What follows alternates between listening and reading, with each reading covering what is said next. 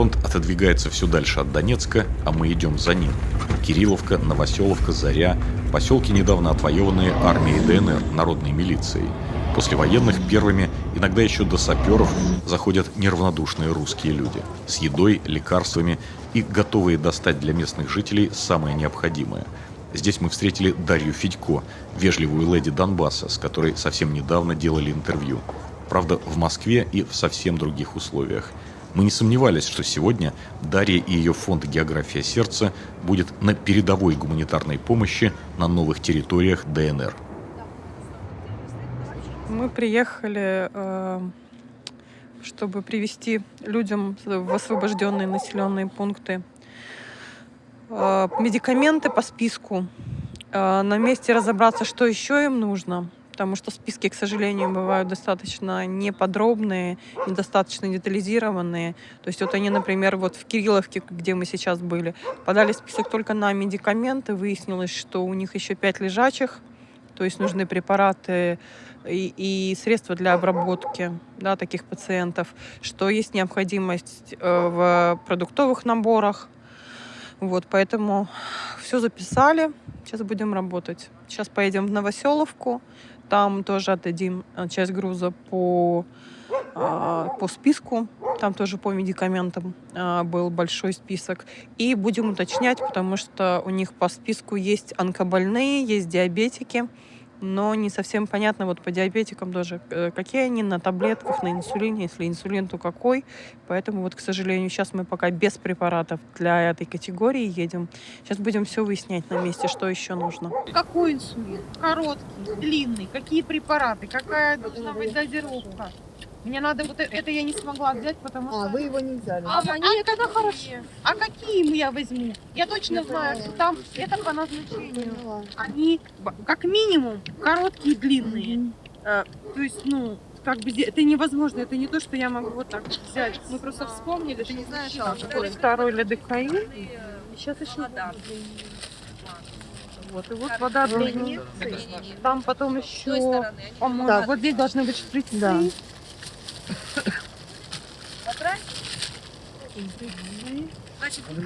Николай Пантелеич, вот у меня такой вопрос. Вы знаете, ведь тут потрясающая земля. Всегда говорили, вот бросишь косточку, да, и дерево вырастет. Да. Вот, а почему... Вы извините, я не хочу вот вас обидеть, ваше село, но если честно, я вот проезжаю по этим территориям, которые освобождаются, и вижу чудовищную бедность. У людей в жутком состоянии. Вот как это так? Сколько лет мы воевали, чтобы распаевать землю, дать людям. Всем рядом колхозам, всем мы распаевали, наш не могут распаевать, и все. Куда наша земля делась, никто не знает. Кто ее забрал, кто ею пользуется. У меня вот огород мой, это брата огород. Это его дом тоже, это он будет сеять. Все, вот это что у нас. Сейчас село не распаевано, да, со времен? Нет. Понятно. Что вы сейчас бы ожидали от новой власти, вот от ДНР? Что бы вы хотели? Что бы я хотел в данный момент? Чтобы мои внуки, дети с Мариуполя приехали или дали о себе знать что-нибудь. Ничего не знаем, что там с ними, живы, здоровы, голодают, болеют или что, не знаю. Меня Бог уберег, что я внучку не отправил туда, осталась тут. Какие у вас возникают чувства, когда вы попадаете в эти освобожденные поселки, встречаете женщин, детей, видите, в общем, людей, которые, очевидно, находятся в дезориентированном состоянии, им явно крайне трудно это... Но сейчас им нужнее всего, чтобы они почувствовали, что они не брошены. И в данном случае надо сказать, что многое делается со стороны республики. То есть уже вот мы были в населенном пункте, в том, в котором сейчас были, уже люди рассказывают, что списки составили для выплат. Постепенно сюда будут и привозная торговля будет организована, привезут карточки, чтобы была связь. Понятно, что не единомоментно это нельзя сделать, потому что территории достаточно быстро, да, освобождаются, и все равно нужно какое-то время для того, чтобы наладить определенные процессы налаживания мирной жизни в этих поселках. Вот. Ну а до этого времени будем стараться помогать. Скажите, пожалуйста, в каком состоянии вы их находите? То есть я так понимаю, что их здесь оставили в разграбленном состоянии, у них нет вообще ни лекарств, ни продуктов. То Ну есть да. когда уходили, как вот во времена Великой Ну, мы не Отечественной. спрашиваем, как уходили, потому что видно, что еще людям вообще очень тяжело об этом говорить. Вот. Но судя по спискам, ну, люди нуждаются в самом-самом-самом необходимом. То есть от элементарных прям продуктов питания до базовых самых медикаментов. Ну, помимо тем, кому нужны, естественно, специальные препараты. Вот. И средств, то есть без пенсий получается. То есть первое, что сказали, что вот у нас пенсионеры, у них вообще ничего нет. Вот. К сожалению, многие остались и без ухода. Пожилые люди, кто лежачий, кто не может вставать. То есть работы очень много.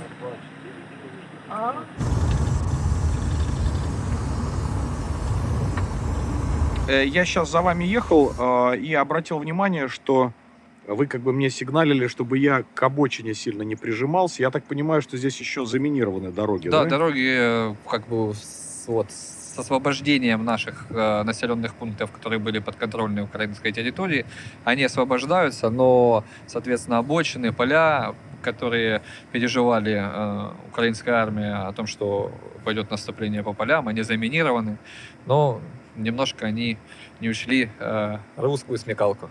Мы сейчас находимся на пункте постоянной дислокации мотобеспечения 53-го мотопехотного полка украинской армии. Здесь были оставлены боеприпасы в огромных количествах. На самом деле, спасибо. Ну, вы увидели остатки, сейчас еще будут дорабатывать наши саперы. То, что пригодно для работы для наших бойцов, уже изъято и передано в управление народной милиции, соответственно, во внутренние войска, для того, чтобы нашим ребятам легче было отсюда как-то боекомплекты переносить. Оставили здесь, в принципе, вот каждый угол, в котором мы находимся, здесь большая база, был забит и минами, начиная 82-й калибр, 120-й калибр, патроны на ПКМ, патроны на ЗУ, танковые снаряды, выстрелы на РПГ-7. Достаточно большое количество БК оставляют на каждых позициях. Те территории, которые освобождаются вооруженными силами Российской Федерации, первое, что делается, туда идут конвои МЧС. То есть первое, что будет осуществляться, это помощь, чтобы людям было что есть, было тепло, восстановление электроснабжения, водоснабжения, где оно нарушено. То есть чтобы наладилась мирная жизнь. Это будет первое. Ну, понятно, что то, что людям заложено за 8 лет и даже больше в голове, не так просто исправить. То есть они все равно подвергались, да, определенной информационной, так скажем, обработке через СМИ. Вот, поэтому это будет не один день, может быть, даже и не один год. Но мы будем с терпением и с пониманием к этому относиться, потому что кому лучше знать, что такое ужасы войны, чем народу Донбасса, который живет в этом кошмаре уже 8 лет последних. Но я люблю рисовать. Понятно. В свободное время я рисую постоянно. А что это у тебя нарисовано? Ну, это сердечки, ну и разные цвета. Это типа радуги. Скажи, пожалуйста, а почему ты сердечки черным нарисовала? Ну, настроение чуть-чуть нехорошее было. Это когда? Это было, ну, когда начали очень сильно стрелять. Понятно. А стреляли откуда? Ну, вот отсюда туда.